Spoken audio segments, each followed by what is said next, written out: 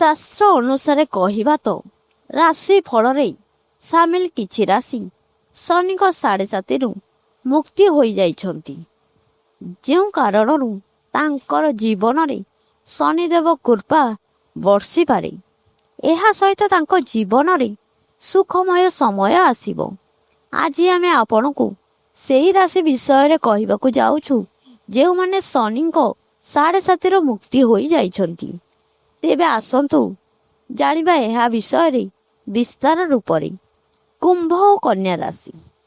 ଜ୍ୟୋତିଷ ଶାସ୍ତ୍ର ଅନୁସାରେ କୁମ୍ଭ ଓ କନ୍ୟା ରାଶି ଶନିଙ୍କ 7.5ରୁ ମୁକ୍ତି ହୋଇଯାଇଛନ୍ତି, ଯେଉଁ କାରଣରୁ ଏହି ରାଶିର ଲୋକମାନଙ୍କ ଉପରେ ଶନିଦେବ ବିଶେଷ କୃପା ରହିବ। ଏହି ଲୋକଙ୍କ ଜୀବନରେ ସମସ୍ତ କାର୍ଯ୍ୟରେ ସଫଳ ହୋଇପାରିବ। ଏମାନଙ୍କର ଘରେ ଖୁସି ଆସିବ, ଧନ ସମ୍ପତ୍ତି ଓ ବୁଦ୍ଧି ହୋଇପାରେ। ବ୍ୟବସାୟ କରୁଥିବା ଲୋକଙ୍କୁ ଅଧିକ ଲାଭ ହେବ। ପାରିବାରିକ ଜୀବନ ସୁଖମୟ ହେବ। ସମସ୍ତେ ଆପଣଙ୍କ ପ୍ରତିଭାକୁ ପ୍ରଶଂସା କରିବେ। ଆପଣ ଶାରୀରିକ ଓ ମାନସିକ ରୂପରେ ସୁସ୍ଥ ମନେ ରଖିବେ।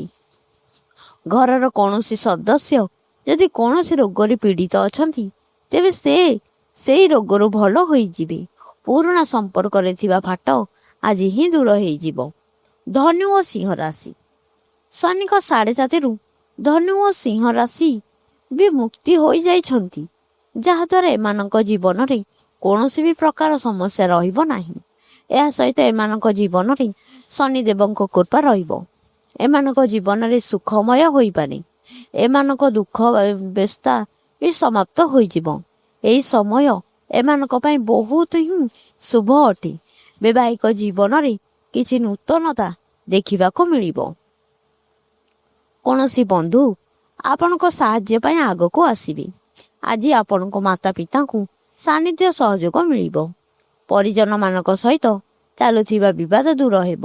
ଆପଣଙ୍କ ଆୟରେ କିଛି ନୂତନ ସ୍ରୋତ ହାସଲ ହେବ। ଆପଣଙ୍କ ଆର୍ଥିକ ସ୍ଥିତି ବି ଭଲ ହୋଇଯିବ। ଘର ଲୋକଙ୍କ ସହ ଅଧିକ ସମୟ ବିତାଇବାକୁ ଚାନ୍ସ ମିଳିବ। ଆସନ୍ତା ସପ୍ତାହରେ ଆପଣଙ୍କୁ କିଛି ଖୁସି ଖବର ମିଳିପାରେ।